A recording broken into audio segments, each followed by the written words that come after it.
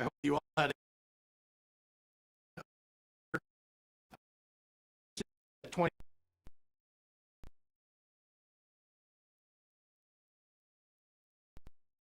19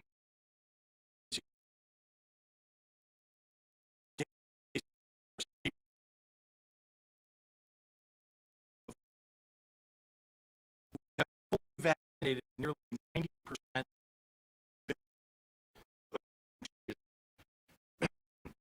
fully vaccinated of Illinois seniors, and 75% of eligible seniors have received their booster. We are the leader among populous states in the nation in 5 to 11-year-old vaccination since the moment the FDA authorized them. And we've been leading all of our neighboring states in keeping people alive and out of the hospital despite the Omicron variant rapidly spreading across the nation. Nevertheless, I wish I had better news to deliver about our progress against Omicron. Unfortunately, we are reaching all-time record numbers of cases and surging hospitalizations, so we must approach this first several weeks of January with a good deal of caution. At a time when some have chosen to politicize vaccinations as a way to polarize our politics, Illinois state government is focusing on science, as we have throughout the pandemic, which is why we're redoubling our efforts to get more people vaccinated and boosted every day. The unvaccinated are the ones filling up 80% of our COVID hospital beds and 95% of our ICU beds, and nearly 100% of our ventilators. So getting vaccinated and boosted remains the best way for all of us to take care of ourselves and each other and alleviate the strain on our healthcare workers and hospitals. In Illinois, as is true in many cases across the United States, our COVID-19 hospitalizations are now even higher than they were last winter when vaccines weren't yet widely available. With the holidays still only a week or two in the mirror, I fear the climb will continue. The virus incubates in those who were exposed at the end of December. In the pediatric wards, the number of Illinois children entering the hospital, COVID-19, nearly tripled since the beginning of December. And across the state, we have regions where ICU bed availability, not just COVID ICU, but staffed ICU beds for other emergencies like car crashes and heart attacks and strokes, are frighteningly limited in just the single digits. Last week, I joined the Illinois Health and Hospital Association in urging providers to postpone emergency surgeries so they can use existing staff to expand ICU capacity wherever possible. We have also adopted the CDC's updated guidance for healthcare professionals to shorten the amount of time that they need to be out if they are exposed to COVID or catch COVID themselves. Today, I'm grateful to be joined by A.J. Wilhelmi, President and CEO of the Health and Hospital Association and leading healthcare professional who share how their hospitals are handling this latest surge. It is frustrating and tragic that 2 years into the pandemic, with multiple widely available and free life-saving vaccines, that we are once again in this horrible position. We are holding off on important medical care like hernia repair, colonoscopies, and early-stage cancer treatments. We are on the eve of the second year of this pandemic. We have entered the third year now of this pandemic, and our hospitals and healthcare workers continue to care for their patients under extraordinarily challenging circumstances. They are under tremendous strain, and I don't know how much more than we can.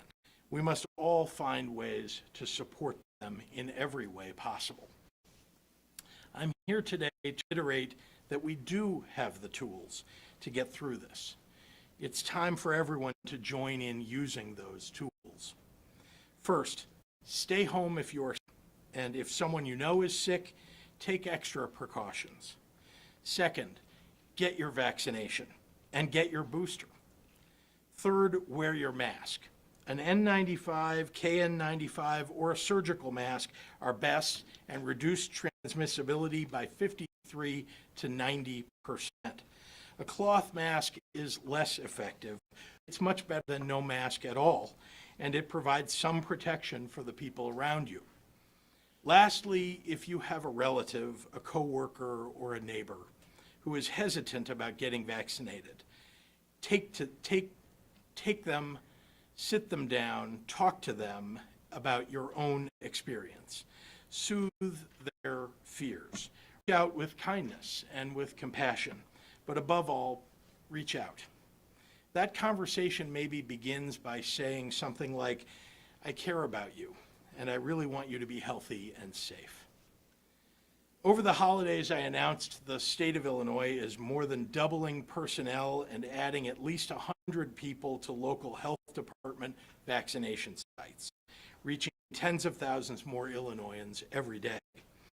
We also continue to bring boosters and vaccines into communities that request them.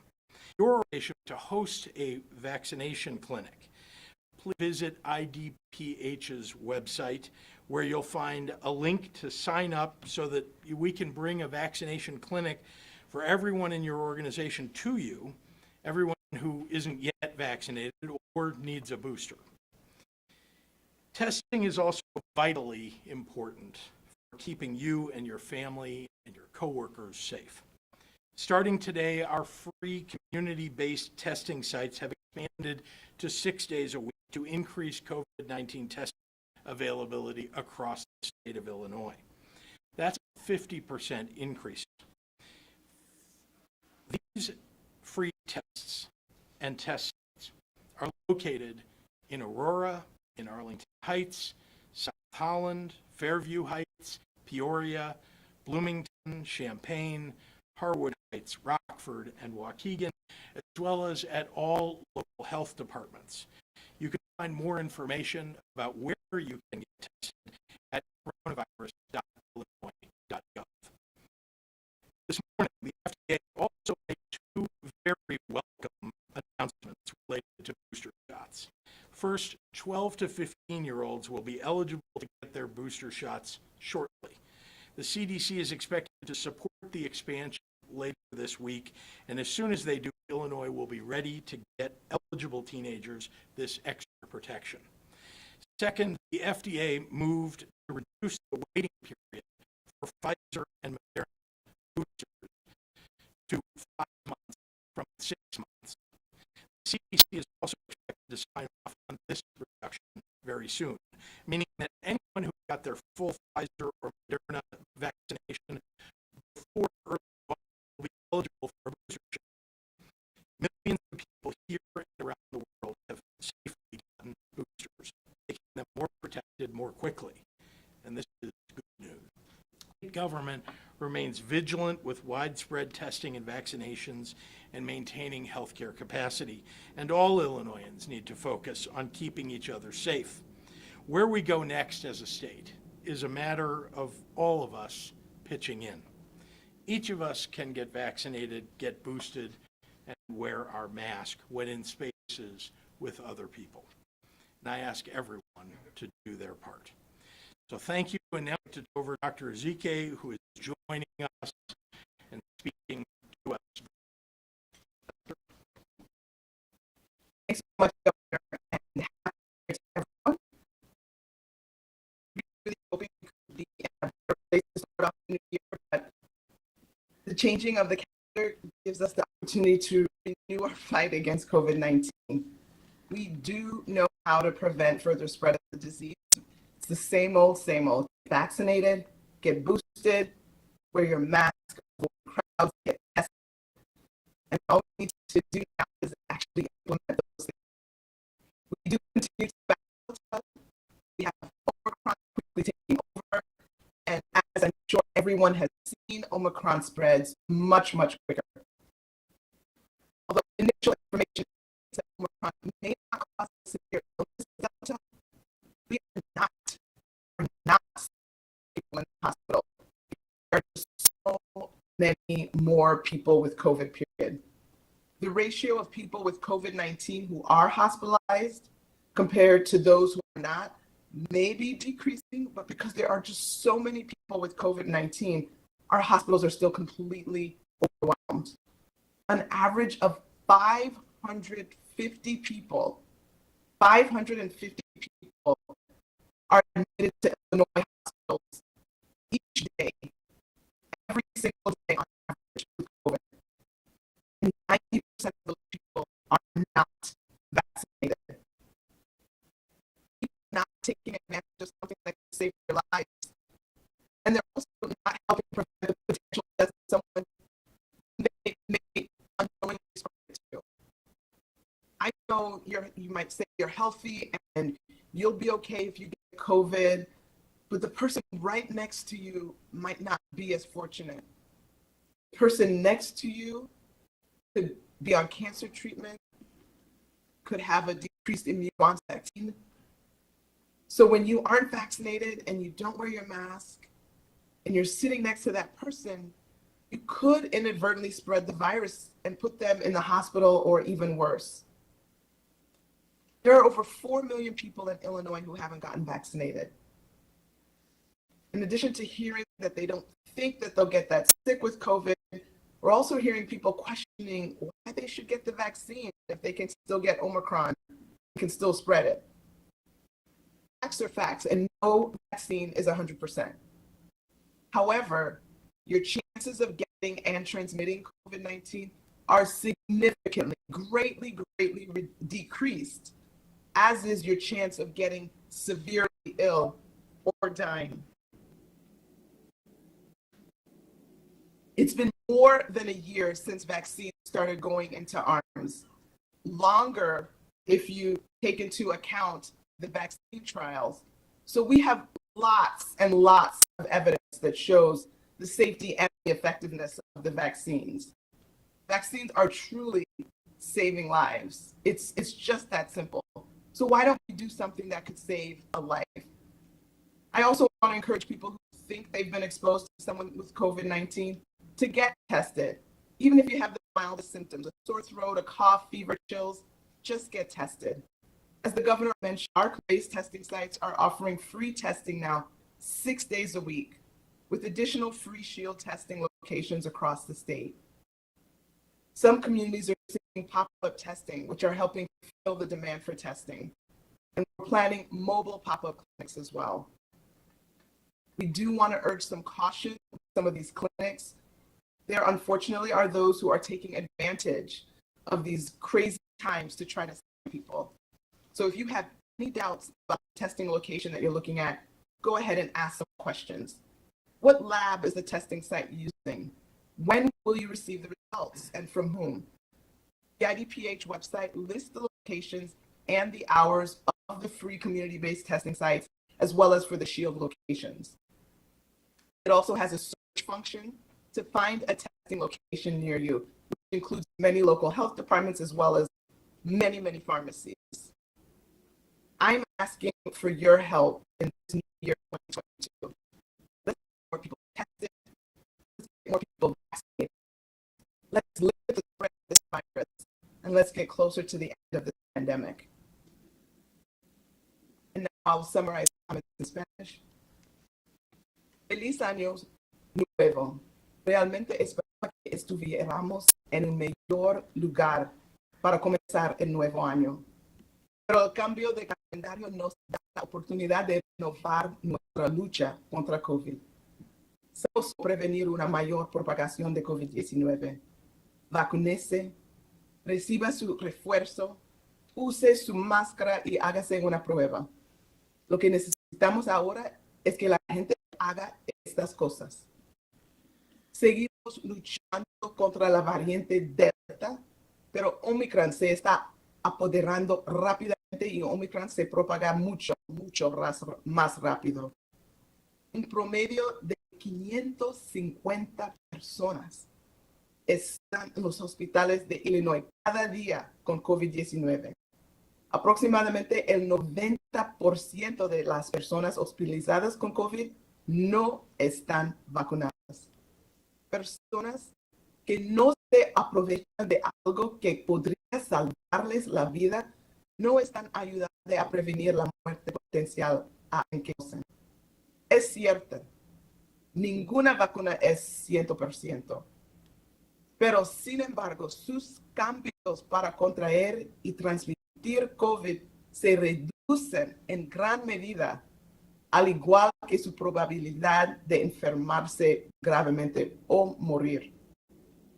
Ha pasado más de un año desde que las vacunas empezaron a distribuir. También tengan en cuenta los ensayos de vacunas. Por eso tenemos mucha evidencia que muestra la seguridad y eficacia de las vacunas. Las vacunas están salvando vidas, así de simple. ¿Por qué no harías algo que podría salvar tu vida? También quiero animar a las personas que piensan que han estado expuestas a alguien con COVID a hacerse la prueba. Si tiene dolor de garganta, tos, fiebre, escalofríos, hágase la prueba. Como mencionó el gobernador, nuestros sitios de pruebas basados en la comunidad ofrecen pruebas gratuitas 6 días a la semana, con ubicaciones adicionales gratuitas para pruebas Shield en todo el estado. Algunas comunidades están viendo pruebas emergentes que están ayudando a satisfacer la demanda de pruebas. El estado también está planificando clínicas emergentes móviles, pero queremos instar a la precaución con algunas de estas clínicas. Hay quienes se están aprovechando de estos tiempos horribles para estafar a la gente. Si tienen dudas sobre la ubicación de la prueba, asegúrense de hacer preguntas. ¿Qué laboratorio utiliza el sitio de pruebas? ¿Cuándo recibirá los resultados y de quién? El sitio web de IDPH encontrará sitios y los horarios de pruebas gratuitos basados en la comunidad y los sitios de Shield. También tiene una función de búsqueda para encontrar un lugar de pruebas cerca de usted, que incluyen muchos departamentos de salud y farmacias locales. Les pido su ayuda en este nuevo año. Ayúdenos a que más personas se hagan la prueba y se vacunen para que podamos prevenir la propagación del virus y poner fin a esta pandemia. That I'd like to introduce AJ Wilhelmi, President and CEO of the Illinois Health and Hospitals Association. Thank you, Doctor, and good afternoon, everyone. First, on behalf of all Illinois hospitals, I'd like to thank Governor Pritzker and Dr. Ezike for their continued partnership and collaboration with IHA and the hospital community during this pandemic. As we know, COVID-19 cases are at record highs, and hospitalizations now are also at a record high, having more than doubled in the month of December. This surge is testing our healthcare resources yet again. In response, Illinois hospitals and the state are working very closely together to preserve the integrity of our healthcare infrastructure, as we have since the very beginning of the pandemic. This partnership has been essential to preventing Illinois from exceeding capacity in our hospitals, as we've seen in other states. It's been a long road for everyone, but especially the hospital community. Hospital workers are fatigued and weary of this ever-present virus and its impact on their family, friends, and neighbors. They see and experience the heartbreak it has caused, but they remain committed and compassionate, and they are standing tall. Our hospital leaders and healthcare workers have learned a great deal over the last 2 years, and they're using their expertise to effectively manage their operations and care for patients. Hospitals have become very adept at expanding and contracting bed capacity as necessary to meet patient needs and to make sure every COVID patient has care. The governor has highlighted this includes postponing non-emergency surgeries and procedures as needed and when it is safe for the patient. Hospitals are taking this step to manage through this crisis. In fact, hospitals and healthcare workers are doing everything in their power to manage and care for the influx of patients that is beyond their control. We cannot emphasize this enough. Hospitals and healthcare workers and our government partners cannot end this pandemic on their own. It takes everyone. Avoiding the illness, and especially avoiding severe illness. The overwhelming majority of the 6,300 COVID patients in our hospitals today are unvaccinated. Being vaccinated and boosted is the best way to avoid severe illness and a COVID-19 hospital visit. It's also the best way to provide relief to healthcare workers and to assure healthcare is available to everyone. So again, thank you to Governor Pritzker and his entire team for their ongoing support and partnership with the hospital community. And now it is my distinct pleasure to introduce Dr. Wls-tv, President and CEO of Rush University Medical Center.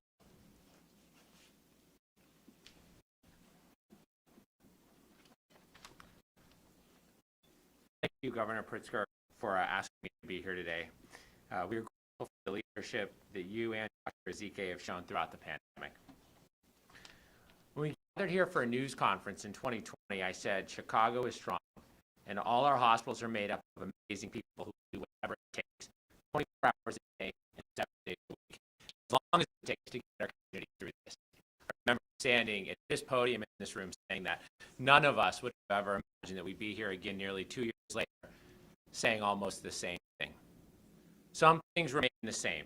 The resolve and the commitment of healthcare providers across Chicago remains extraordinary. All providers have done and will continue to do whatever it takes to get our community through this. Healthcare workers around the country have sufficed to take care of people, and they were and are heroes, and that is very real.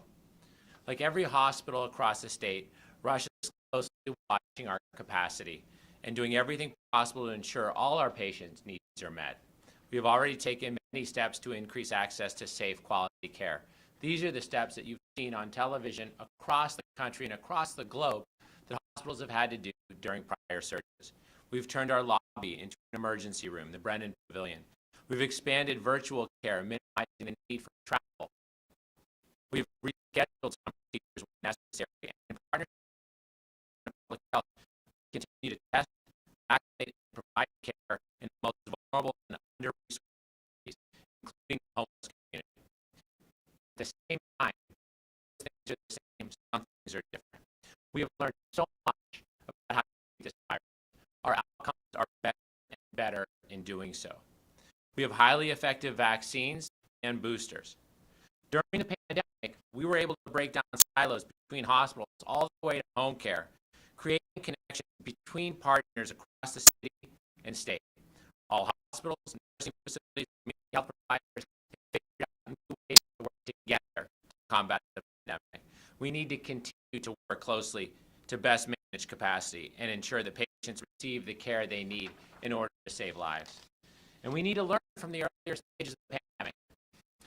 Don't forget to care for your health. It's critically important that patients don't delay the care that they need. It's safe to go to the hospital and safe to come to Rush, and delaying care is not safe.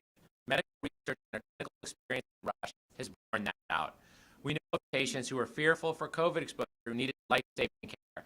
We had one patient who had chest pain for 5 days but was too scared to come to the hospital. Fortunately, she came in time and was treated, but we all need to be COVID safe. So please don't delay the care you need. And now more than ever, we need, as everyone else has said at this podium, everyone to do their part to overcome this surge and put this pandemic in our rearview mirror. Please get vaccinated for COVID-19 and the flu and get your COVID booster. Encourage your family and friends to get vaccinated and boosted. And don't forget, simple things like washing your hands still go a tremendous way. The virus is relentless, but the healthcare infrastructure in the city of Chicago, the state of Illinois, and the entire country is more relentless. Thank you.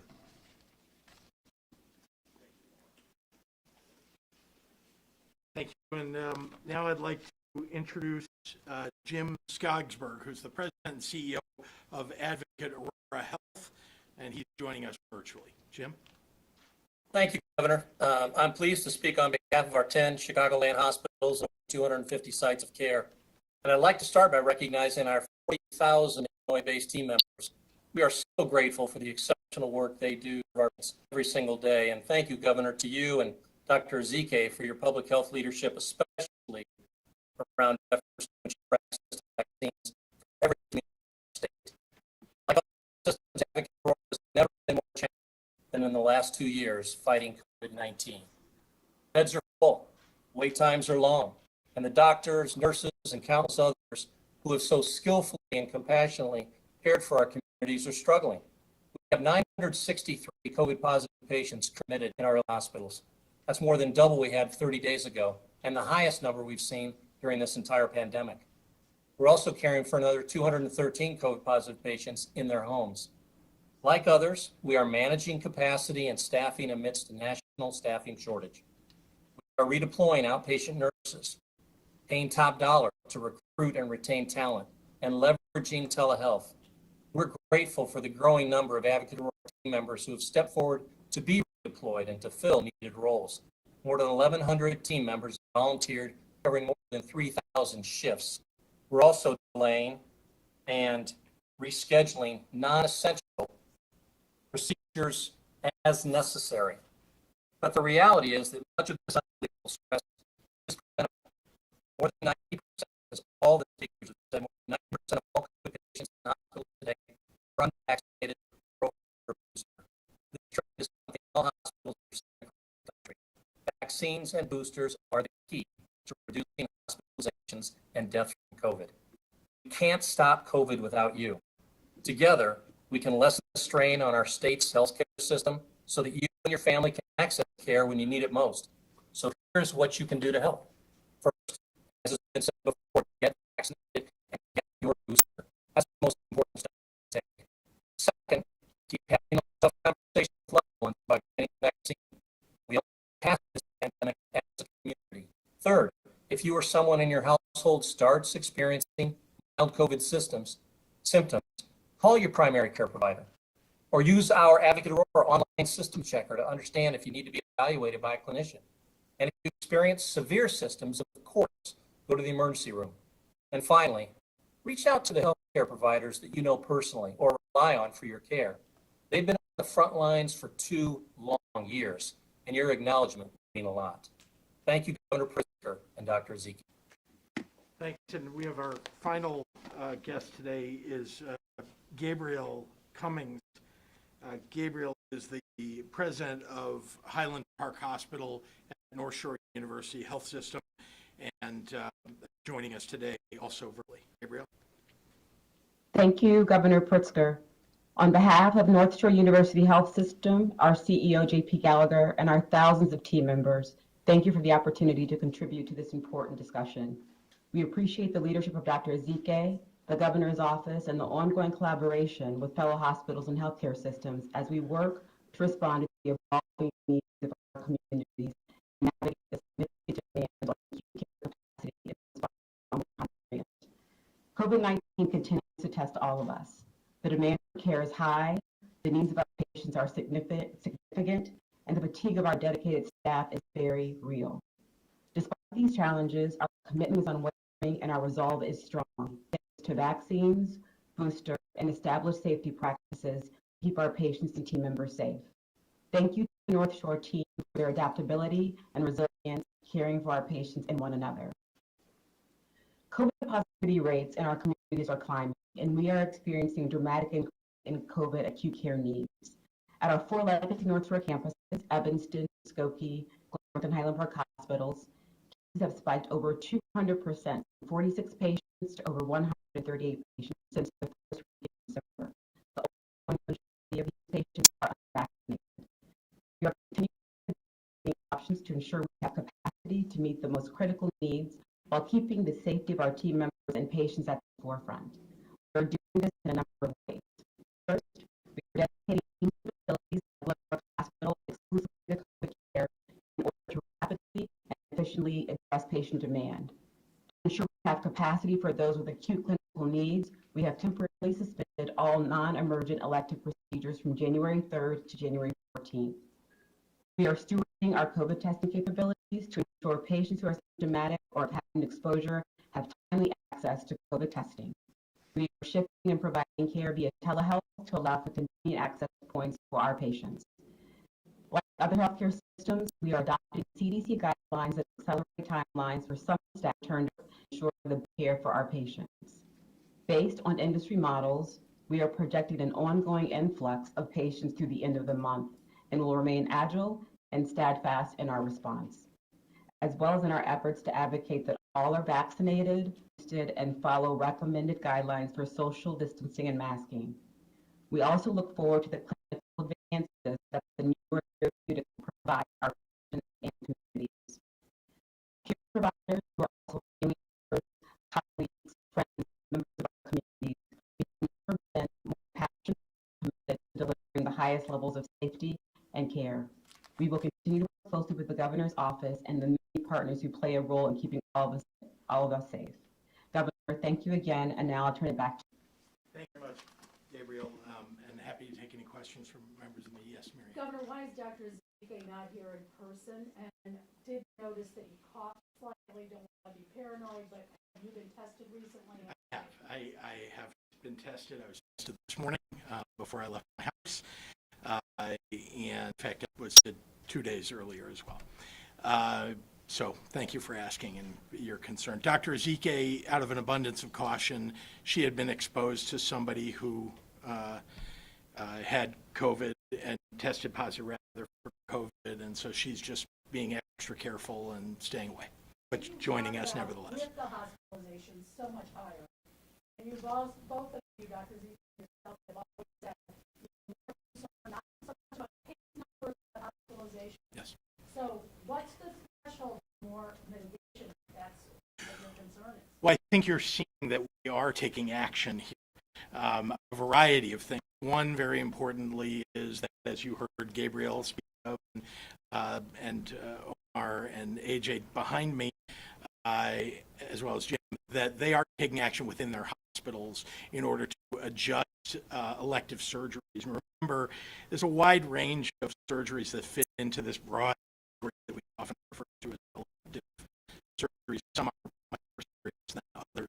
And they're working within their hospitals to take much less serious, but still elective and important surgeries to try to postpone them once again from the 3rd to the 14th from Gabriel. And this is the way each hospital, we've asked each hospital to make those kinds of adjustments.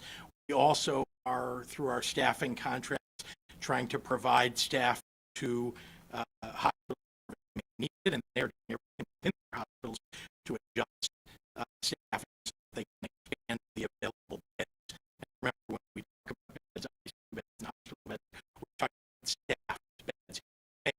With a bed in it. But if you don't have staff for it, it's not a bed that's available to a patient.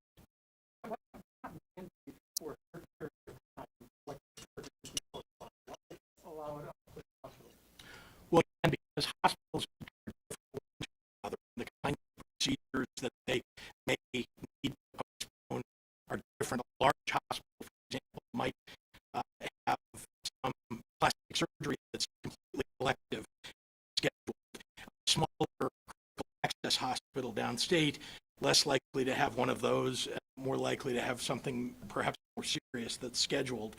So they need to make those decisions from a hospital by hospital basis. Very early on in the pandemic, we had to move very quickly to make sure that hospital beds were available. So we did an across the board, temporary suspension of elective surgeries. Now what we're doing is getting the hospitals to make the decisions themselves, and they're doing it. Do you know anything about the federal rollout of at-home tests? And will the IDPH be playing a role in that? Yep. So we are not playing a role in sending at-home tests to people at home. That is a federal government endeavor. 500 million, as you know, tests that are going to be available to people across the nation who ask for them on the website that the government is making available. In point, what we're doing is making more community-based testing, mobile sites for people to get tested around, and then increasing the number of staff people that are helping the local public health departments to do the testing. Would that speed up the PCR lab results then? No, so remember that PCR labs, we have terrific PCR labs that are available here in the state of Illinois and one responsive to us and under contract to the state of Illinois. That's something we dealt with early on. You may remember that we really were one of the best states in the nation in the very early months when there was huge demand coming of testing and many states didn't have it. So we worked diligently to bring down the amount of time between the time that you got tested and the time that you got a result. And we've been very successful at that. Now, demand is up again, but we've got labs across the state as well as in the region that are under contract to us to deliver at first the results of those tests. So we feel pretty good. Again, you never know if we had another 100 or 200,000 people in any given day seeking, on top of the roughly 150, 200,000 that are seeking testing every day, perhaps we would have a bigger problem than we do. But right now, anyway, we think we're in pretty good shape. Having said that, there are, and we've dealt with this, the pop-up testing that you've heard of, sort of, they're almost like some of them, maybe like night pop-up testing. All they're doing is taking swabs and putting it in the reagent, the liquid that keeps it, and then they're not taking responsibility for how long it takes to get that test back from a lab that they may not have a very strong relationship with. And that is an enormous problem. And in fact, some of them are not even returning results at all. So we've referred this to the Attorney General's office, and working with the Attorney General's office, we intend to make sure that those operations are no longer doing to customers and patients what they have been doing, and instead we're directing everybody to free community-based and to our local public health departments. Governor, the CTU tomorrow is taking a vote on whether or not to have in-person learning or remote learning. Knowing the science and data, in your opinion, is it safer for Illinois students to be in class or have remote learning? Well, I've said all along that it's better for our students to have them in class safely. That's what we've provided and offered testing, and we've offered and provided more vaccinations. And so we hope that school districts across the state will take us up on that. Many have, most are using Shield or something else that we've referred them to. So, I'm actually, as you know, the best thing is for kids to be in school and in school safe. What are your thoughts about the new CDC isolation guidance? Are you confident with that?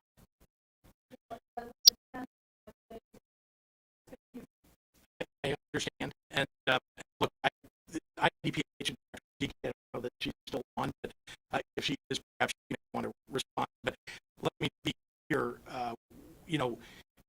The challenge that I think CDC is seeing, that is particularly among healthcare professionals, that some are getting sick, and having, they've been exposed, and having to stay out of for 10 days is just too long a period of time.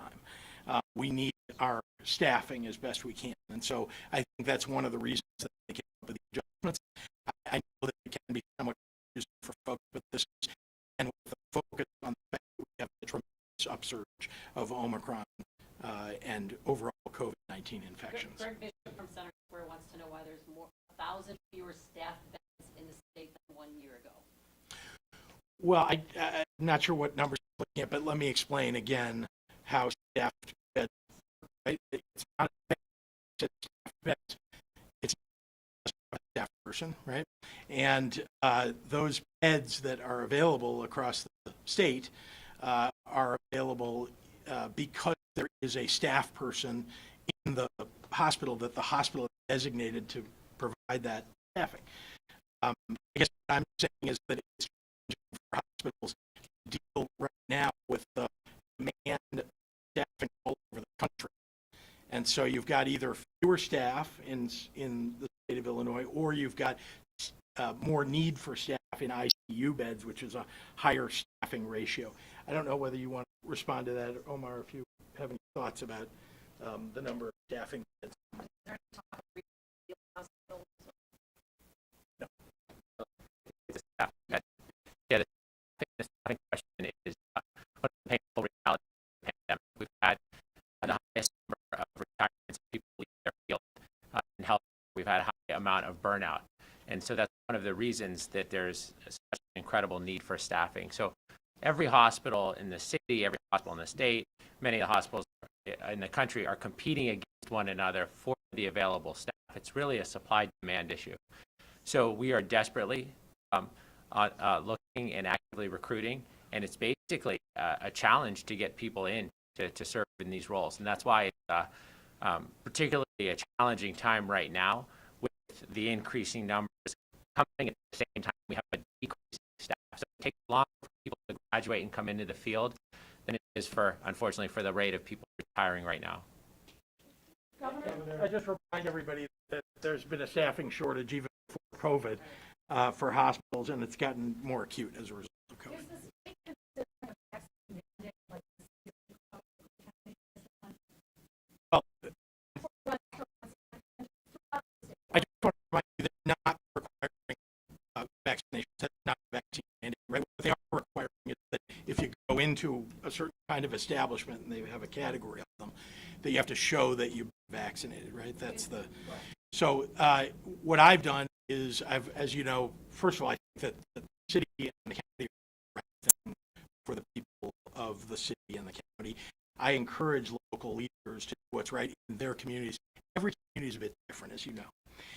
Some communities have very few restaurants. They're quite far apart from one another. They don't have huge crowds in those restaurants, and so it's hard for them to have exactly the same kind of mitigation that the city of Chicago might have. And so it's been my view that we need leaders locally to step up and do the right thing for their communities. But again, anybody who's willing to step up and make the tough call, and we've been making tough calls at the state level as well, at the city level, at the county level, at what? Yeah, sorry, yeah, correct, yeah.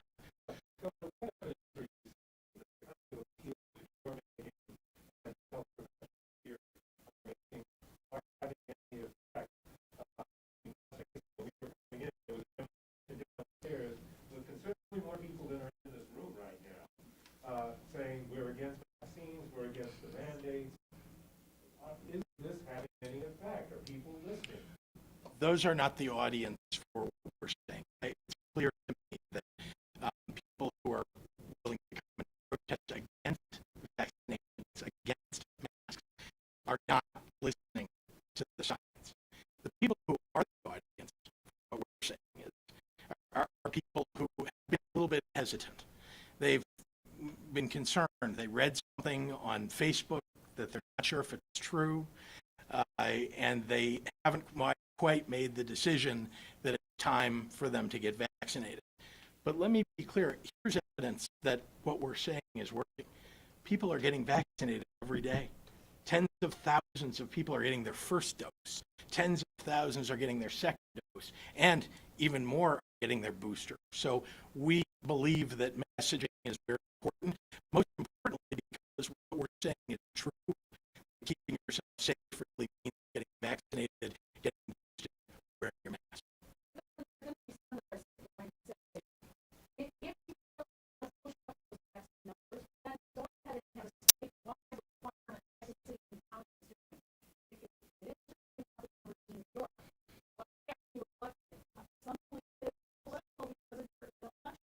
No, as you know, all along, they're evidenced by protesters outside who are opposed to masks indoors, masks for our children, so they can stay in schools.